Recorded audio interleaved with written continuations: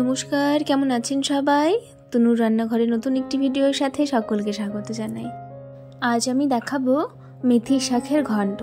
তার জন্য আমি কিছু সবজি নিয়ে নিয়েছি পছন্দ মতন। আপনাদের অন্য কোনো সবজি থাকলেও যেটা আপনারা পছন্দ করেন সেগুলোও কিন্তু এইভাবে ছোট ছোট করে অ্যাড করে নিতে পারেন। তো আমি এখানে 4 রকমের সবজি নিয়েছি। প্রথমে আমি নিয়েছি শিম, একদম টাটকা ফ্রেশ শিম নিয়েছি আমি 100 গ্রাম মতন, যেটাকে ছোট ছোট টুকরো করে কেটেছি। সাথে আমি গাজরও কেটে নিয়েছি ছোট করে, বেগুনও কেটে নিয়েছি ছোট করে। সবগুলোকে মোটামুটি আমি একই রকম সাইজ করে কিন্তু কেটে নিয়েছি। এই সবজিগুলো দিয়েই আজকে আমি বানাবো। তার সাথে এখানে যেটা মেন ইনগ্রিডিয়েন্টস সেটা হচ্ছে কিন্তু মেথির শাক।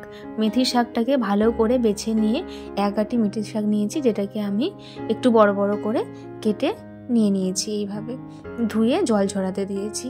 এরপরে আমার যেটা লাগবে সেটা হচ্ছে ফোড়নের জন্য 5 ফোড়ন লাগবে হাফ চামচ, আর তারপরে 2টো তেজপাতা নিয়েছি, সেটা লাগবে ফোড়নের জন্য। আর সাথে বিউলির ডালের কুমড়ো দিয়ে কিছু বড়ি, যেটা ঘরে বানানো হয়, সেই বড়িটা নিয়েছি। এরপরে 2 চামচ তেল দিয়ে কড়াইয়ের মধ্যে প্রথমে আমি বড়িটাকে হালকা লালচে করে কিন্তু ভেজে নেব। এই বড়িটা দিয়ে মেথির শাক বানালে কিন্তু ভীষণ ভালো লাগে। গ্রামের যারা থাকেন তারা অবশ্যই এই বড়িগুলোকে চিনবেন।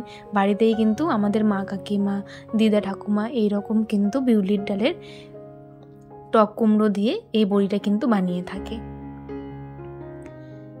তো দেখুন, বড়িটা আমার ভাজা হয়ে গেছে। তুলে নিয়ে আরও 3 চামচ মতন সর্ষের তেল, সাথে হাফ চামচ 5 ফোড়ন নিয়েছিলাম সেটাকে, আর সাথে 2টো তেজপাতা ভালো করে ফোড়ন করে নিলাম। এরপরে বাকি সবজিগুলো নিয়েছিলাম, সব সবজিগুলো কিন্তু আমি অ্যাড করে দিলাম। সবজিগুলো অ্যাড করে দেওয়ার পরে ভালো করে আমি নাড়াচাড়া করে মিশিয়ে নিচ্ছি কিছুক্ষণ।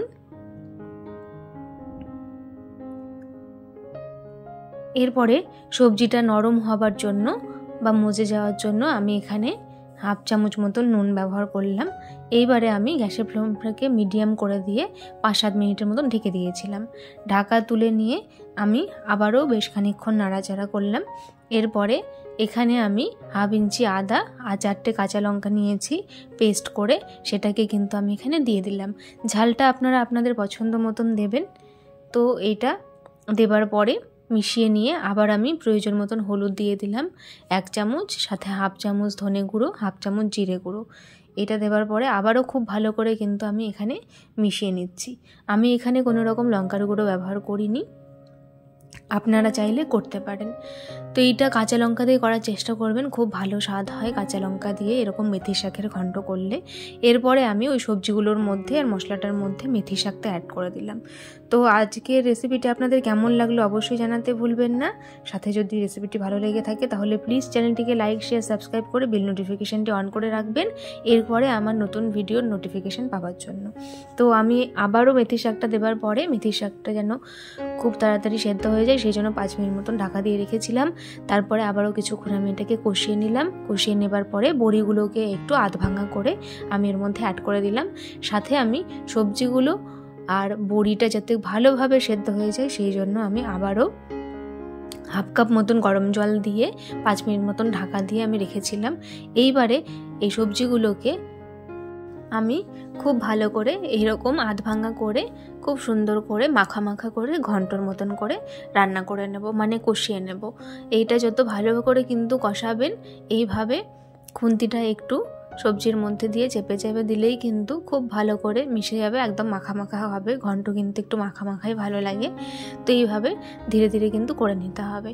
এরপরে যেহেতু এটা নিরামিষ রেসিপি সেই জন্য কিন্তু স্বাদের ব্যালেন্সের জন্য হাফ চামচ আমি এখানে চিনি দিয়ে দিলাম।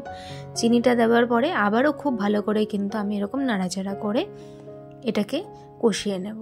এইখানে কিন্তু গ্যাসের ফ্লেমটা মিডিয়াম রাখতে হবে, হাই করে দেবেন না, তাতে কিন্তু তাড়াতাড়ি হয়ে যাবে, নিচ থেকে ধরে যাবে, কিন্তু ভালো করে কষানো হবে না, যার জন্য কিন্তু খেতে ভালো লাগবে না। তো আমি আবারও বলছি, আমার পাশে থাকবেন এইরকম নিত্য নতুন রেসিপি দেখার জন্য চ্যানেলটিকে সাবস্ক্রাইব করে। আর আজকের রেসিপিটি যারা ট্রাই করেননি এখনও, অবশ্যই কিন্তু শীত পড়ে গেছে, খুব তাড়াতাড়ি আপনারা বাজার থেকে নিয়ে এসে কিন্তু মেথির শাকের এই রেসিপিটি ট্রাই করতে পারেন নিরামিষের দিনে বিশেষ করে। আজ তবে চলি, ধন্যবাদ।